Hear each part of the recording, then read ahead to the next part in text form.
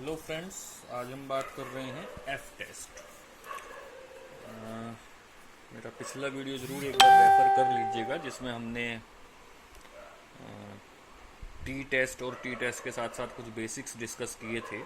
क्योंकि जो अगर एक कॉमन वे में कहा जाए तो टी टेस्ट, एफ टेस्ट और काई स्क्वायर टेस्ट, ये तीनों एक ही सीरीज़ के टेस्ट हैं, एक ही तरीके के टेस्ट हैं। तो अगर एक साथ आप इन्हें एक फ्रेम में रख के रिवाइज़ करते हैं, पढ़ते हैं, तो जल्दी हो जाएगा। जैसे कि अब हम बात कर रहे हैं एफ टेस्ट को हम आज एग्जांपल्स की हेल्प से ही समझेंगे कि two random samples drawn from two normal populations are as follows. एक सैंपल ए लिया जिसका सैंपल साइज है 8 और एक सैंपल बी लिया जिसका सैंपल साइज है 7। अब ये यहाँ हम कह रहे हैं कि वो दो अलग अलग नॉर्मल पॉपुलेशन से लिया गया है, लेकिन अब हम क्या कह रहे हैं, test whether the samples are drawn from the same normal population. यानी क्या ये दोनों जो हमने सैंपल लिए हैं ये एक ही पॉपुलेशन से, एक ही सेम पॉपुलेशन से ट्रीट किए जा सकते हैं या नहीं।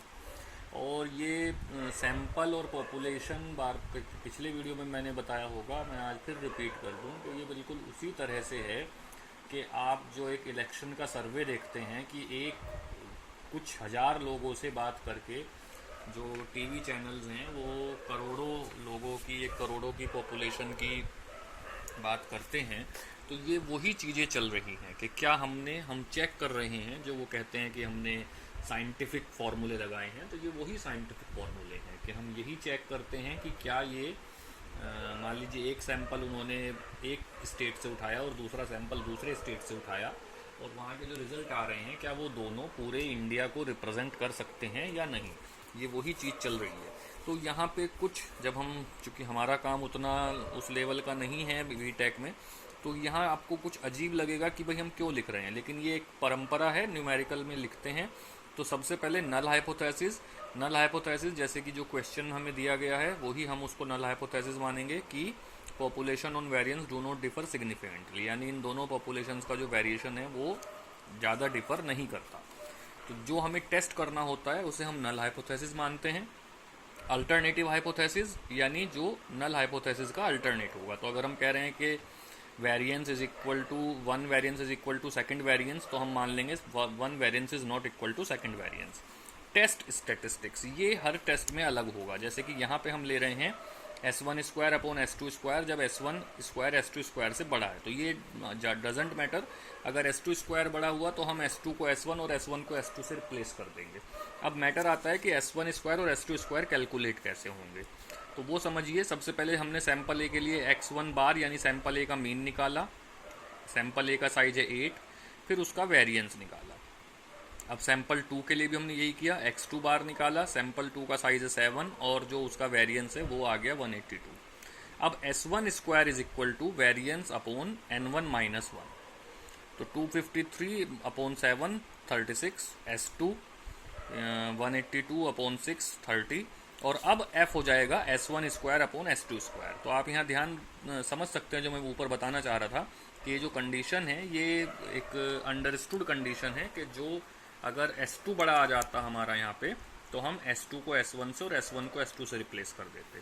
तो Fy is equal to S1 square upon S2 square. बस ये ध्यान रखना है कि आपको न्यूमरेटर बड़ा रखना है। न्यूमरेटर बड़ा रखेंगे तो f की वैल्यू हमेशा 1 से बड़ी आएगी। तो ये आ गई 1.19। अब आपके पास 2 डिग्री ऑफ फ्रीडम है एफ टेस्ट में। एक सैंपल 1 के लिए v1 इज इक्वल टू 7 और एक सैंपल 2 के लिए v2 is equal to 6। Simply sample size में से 1 सब्ट्रैक्ट कर दिया, क्योंकि आप जो पैरामीटर कैलकुलेट कर रहे हैं उसमें आप केवल एक वेरिएबल को आपको फिक्स करना है, बाकी सारे वेरिएबल आपके फ्री हो सकते हैं जब आप x बार निकालेंगे। तो डिग्री ऑफ फ्रीडम हो जाएगी सैंपल साइज -1। तो डिग्री ऑफ फ्रीडम के साथ आपको अब f टेबल मिलेगी या न्यूमेरिकल में वैल्यू मिलेगी। तो f की जो 5% लेवल पे वैल्यू है वो है 4.21, यानी जो हमारी f कैलकुलेटेड है वो f टेबुलेटेड या f गिवन से छोटी है।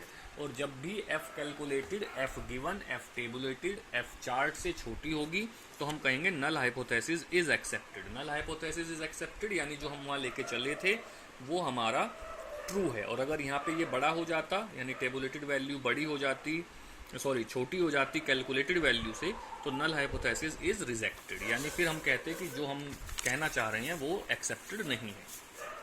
ये दूसरा न्यूमेरिकल, चूँकि मैंने वही न्यूमेरिकल कंसिडर किए हैं जो आपके एग्जाम में यूजुअली आते हैं, तो यहाँ पर भी वही सेम चीज़ है कि एक सैम्पल साइज 7 है, एक सैम्पल साइज 6 है, और हमें देखना वो ये कि दोनों सैंपल एक ही पॉपुलेशन से उठाए गए हम ट्रीट कर सकते हैं या नहीं कर सकते।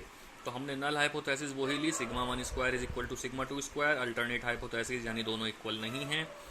फिर हमने x1 बार निकाला, n1 लिया, वेरिएंस निकाला, x2 बार निकाला, n2 लिया, वेरिएंस निकाला, s1 निकाला, s2 निकाला। जो मैं पिछले न्यूमेरिकल से लगातार समझाने की कोशिश कर रहा हूँ, यहाँ पे s2 बड़ा हो गया तो हम इसे क्या करेंगे, s2 square upon s1 square, यानी न्यूमरेटर बड़ा रखना है, दैट्स इट।